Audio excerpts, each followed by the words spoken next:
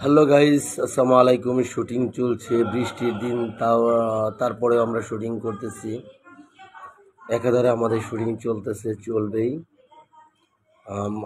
আমাদের আজকের গান লিটন ভাইয়ের গান নৌকা দিয়ে আমরা শুট করতেছি।